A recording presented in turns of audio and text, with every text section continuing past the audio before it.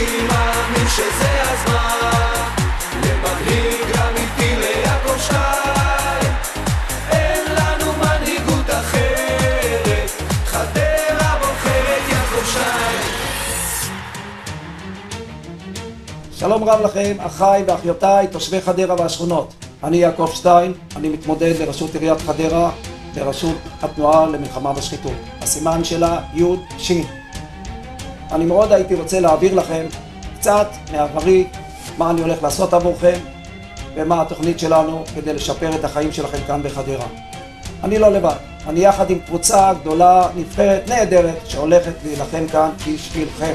אנחנו הולכים להילחם בראש ובראשונה למען החלשים, שאסור להשאיר את החלשים מאחור רבותיי. 60 שנה התושבים החלשים בחדרה נשארו מאחור.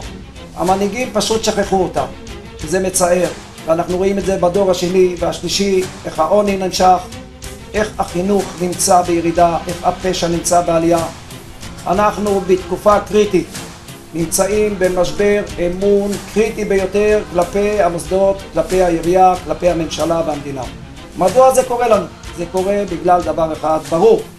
ככל שרמת השחיתות עולה, אמון הציבור יורד. רבותיי, זו סכנה לקיום הדמוקרטיה. כדי להעלות את הערכים, כדי לשפר את הנורמות, אנחנו חייבים שלטון אמין. אנחנו חייבים להילחם בשחיתות, להעביר את השחיתות מן העולם. אני מבטיח לכם תושבי חדרה, אם אתם תתנו אמון בי ובקבוצה שלי, בתנועה שנקראת יש, אנחנו נעשה בשבילכם את המלחמה רבותיי. החבר'ה שלנו לוחמים אחד אחד, יש לנו נשים, יש לנו גברים, אנחנו הצבנו לנו וחרטנו על דגלנו מלחמה בשחיתות רבותיי. אנחנו הולכים לגלות לאן נעלמו המיליונים שלכם. רבותיי, המון מיליונים נגנבו כאן, המון מיליונים נשדדו כאן. אתם חייבים לדעת איפה הלך הכסף שלכם. אני פונה למפכ"ל, אני פונה אליך באופן אישי.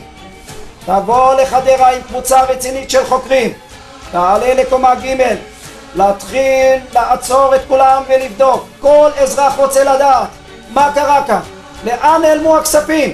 אנחנו חייבים לדעת כדי להחזיר את האמון של העם, כדי להחזיר את האמון של התושבים.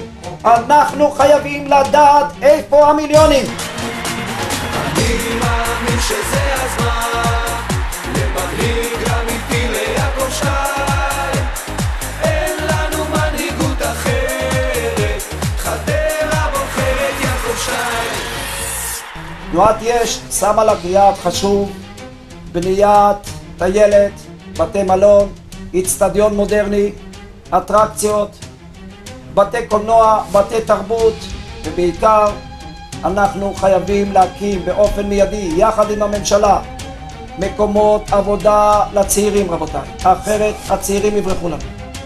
תושבי חדרה, אנחנו חייבים לתת הקלות לקבלנים. שימו לב, אין התחלות בנייה כמעט בחדרה היום. מדוע?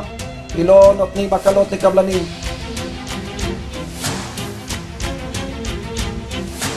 רבותיי, אנחנו כאן הולכים לתת העדפה מתקנת מסיבי לכל האוכלוסייה החלשה. יש בחדרה עוני גדול, בשכונות. אני מתהלך ברחובות, אנשים פוגשים אותי, מבקשים ממני, אולי אתה יכול לתת לנו, תן לנו, אין לנו לתרופות, אין לנו לחלות לשבת. העוני פה רב רבותיי. זה קורה בגלל שהמנהיגות כשלה. זה קורה בגלל שהמנהיגות עצמה עיניים. זה קורה בגלל שהמנהיגות שלנו אטמה אוזניים רבותיי. אפשר לפתור את הבעיות האלה במידה והמנהיגות תשים לב איך אנשים מתהלכים כאן בעוני.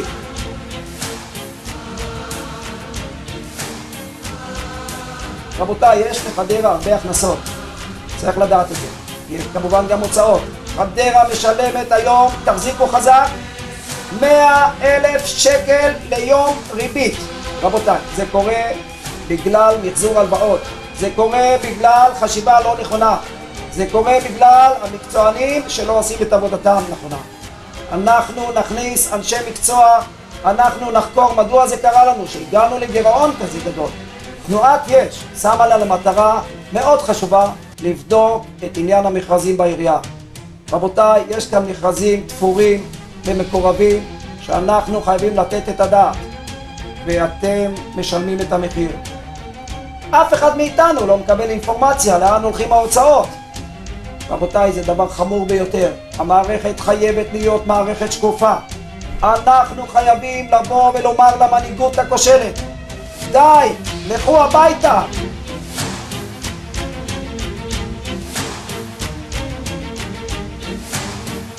יש לנו תוכנית להפוך את בית החולים הלל יפה לבית חולים אוניברסיטאי.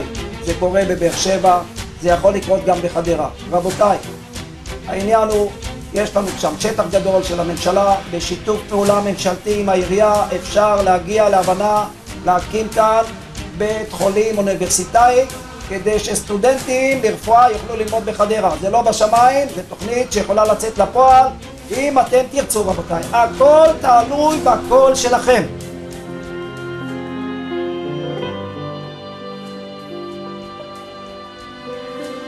אני רוצה להביא אתכם רגע אחת להיסטוריה.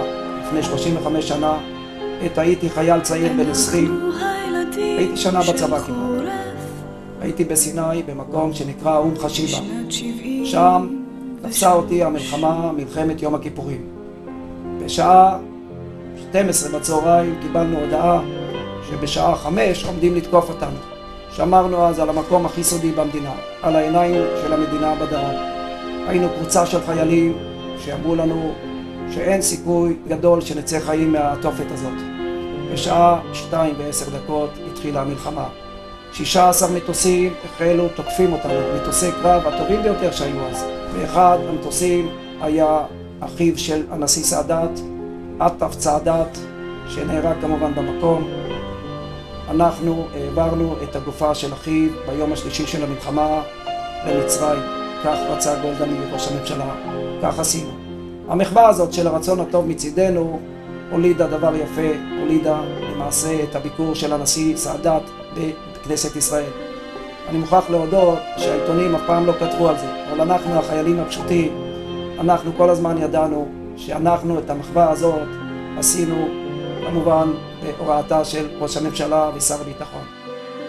ביום השלישי של המלחמה, אני מוכרח לספר לכם, וזה גילוי ראשון, הקבוצה שלנו הייתה בקרב קשה מאוד מול 4 מטוסי מיג 17 שנעלו על מסוק שהיה על מנחת, ובתוך המסוק ישבו שר הביטחון משה דיין ואלוף משנה אליעזר כהן שהיה המפקד של ביר גפגפה, טייס בעצמו.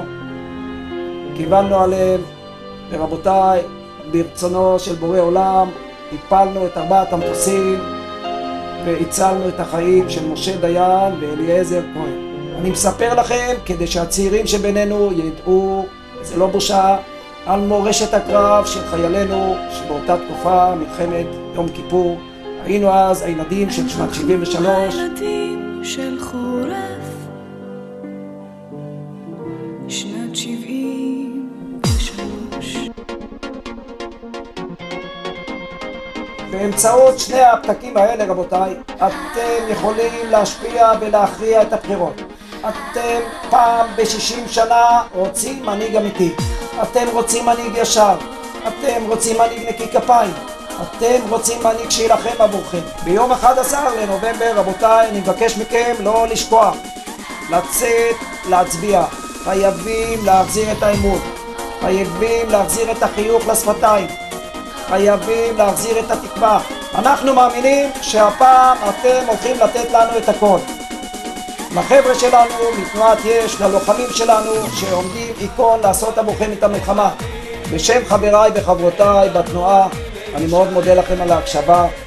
אני מאחל לכם בחירה נכונה וכל טוב לכם. להתראות ב-11 לנובמבר. אני מאמין שזה הזמן